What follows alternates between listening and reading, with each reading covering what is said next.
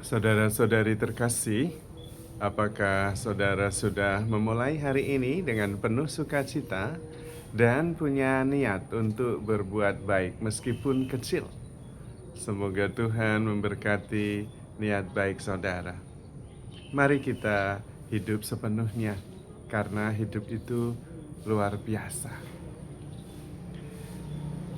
Di alam ini sebetulnya ada begitu banyak kenangan, sekaligus juga tanda-tanda yang bisa mengajar kita atau menuntun kita kepada kebijaksanaan. Salah satunya adalah bagaimana seekor burung dia berusaha untuk bertengger pada sebuah dahan atau ranting. Dia akan menguji apakah ranting itu cukup kuat. Ketika dia sudah kurang lebih tahu, dia akan sambil mengepak-ngepakkan sayap, dia akan mencengkeram ranting itu dan kemudian berhenti mengepak-ngepakkan sayapnya dan kemudian bertengger di situ dengan tenang. Dia merasa nyaman dan aman karena dia yakin ranting itu tidak akan patah, bisa menahan bobot tubuhnya. Namun kita perlu bertanya, benarkah burung itu menguji kekuatan ranting itu? Benarkah burung itu mengandalkan kekuatan ranting atau kekuatan sayapnya? Ternyata burung itu bisa bertengger di satu tempat karena dia tahu dan percaya akan kekuatan sayapnya. Kalau sampai ranting itu patah, dia bisa terbang kembali, tidak ada soal. Pelajarannya sangat penting untuk kita. Kita seringkali menaruh harapan yang stabil, pasti pada hal-hal yang tidak pasti. Seperti misalnya, kita menaruh harapan pada pekerjaan, mengandalkan pekerjaan itu. Tentu harapan itu harapan yang tidak pasti. Seringkali kita mengandalkan harapan kita pada kebaikan hati bos. Itu juga tidak pasti suatu ketika bisa berubah. Atau kita mengandalkan harapan kita kepada cuaca. Tentu cuaca tidak bisa diprediksi. Kira-kira bisa. Atau kita mengandalkan relasi kita, harapan kita pada relasi, pada kebaikan hati orang. Nah, pada waktu itu kemudian kita menaruh harapan pada yang tidak pasti, karena harapan itu ada di luar diri kita. Kita bisa belajar dari burung itu. Kita menaruh harapan pada pengenalan diri kita, pada sayap yang menempel ada pada kita. Kita mengenali kekuatan kita sendiri. Pada waktu itulah kita menaruh harapan justru pada kesadaran diri, bahwa saya bisa bersama dengan Tuhan, dan dari pengalaman bahwa saya bisa mengatasi persoalan yang saya hadapi karena saya tidak sendiri, karena saya mengenal diri saya. Saya mempunyai kekuatan yang saya gantungkan kepada Tuhan yang lebih pasti. Bahwa saya tidak hanya terbatas pada pikiran, saya tidak terbatas hanya pada perasaan. Saya memang mempunyai perasaan, tetapi saya bukan sekedar perasaan. Perasaan ya perasaan, datang dan pergi dan berubah-ubah. Saya memang mempunyai pikiran, tetapi saya bukan sekedar pikiran. Saya bisa menyadari pikiran-pikiran itu.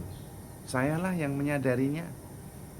Karena itu saya jauh lebih besar dari pikiran-pikiran yang ada. Saya juga memang mempunyai badan, tetapi saya tidak sekedar badan saya.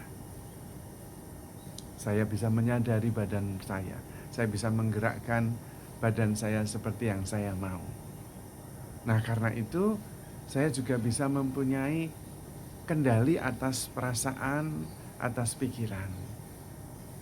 Disitulah kemudian saya memperoleh kekuatan yang sebenarnya. Saya tidak mengandalkan pada apa yang di luar diri saya, tetapi apa yang sudah Tuhan berikan kepada saya. Saya bisa mengatur perasaan saya karena itu perasaan saya. Saya bisa menurutinya atau tidak menurutinya. Karena saya yang mengendalikan perasaan itu, bukan dikendalikan olehnya. Bagaimana caranya? Dengan menyadari. Menyadari berarti kemudian membuat jarak antara saya dan perasaan saya. Saya bisa merasakan dan menyadari perasaan-perasaan yang saya rasakan. Pada waktu itu, saya sudah tidak dikuasai oleh perasaan itu. Tetapi ketika kita emosi dan marah dan tidak sadar bahwa saya marah, itu berarti saya sedang dikendalikan oleh amarah saya. Nah, latihan-latihan itulah yang kemudian membuat kita bisa menaruh harapan pada yang pasti-pasti. Bukan sesuatu yang di luar kendali kita. Maka kemudian kita tidak mengandalkan apa kata orang, apa pendapat orang, karena dia sendiri tidak bisa mengetahui siapa dirinya. Dan kita juga berani untuk dinilai tidak normal. Karena normal itu juga mitos. Normal itu menurut siapa?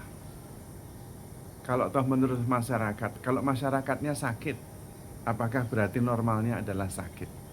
Karena itu, kemudian kita menemukan sebuah kebebasan. Kebebasan yang berdasarkan pada otentisitas, bukan pada kesombongan atau sikap takabur. Tetapi sebuah kesadaran bahwa saya menjalani kehidupan ini dengan sadar. Tidak hanya menuruti dorongan-dorongan yang bergerak dari bawah sadar berdasarkan cara kita dulu dibesarkan sejak kecil. Yang tidak pernah kita pikirkan karena pikir itu yang normal. Padahal normal juga hanyalah mitos. Tetapi kesadaran mengetahui apa yang sungguh-sungguh baik pada konteksnya saat itu juga. Tidak dipengaruhi oleh beban-beban masa lalu, juga kekhawatiran-kekhawatiran masa depan. Maka kemudian hidup menjadi lebih fokus, lebih terbuka, lebih bisa penuh kasih, penuh perhatian, dan juga keterbukaan. Penuh juga dengan penerimaan, karena setiap peristiwa, setiap pribadi, setiap ciptaan kemudian dilihat dan disadari sebagai anugerah. Tidak ada yang sia-sia, tidak ada yang negatif yang Tuhan anugerahkan kepada kita. Kita tidak perlu menilainya, tetapi cukup menerima dan mensyukurinya. Dan dengan demikian hidup kita kemudian penuh syukur, penuh sukacita, penuh penerimaan. Maka saudara-saudari terkasih, handle yourself with care, because you are loved. Tuhan memberkati.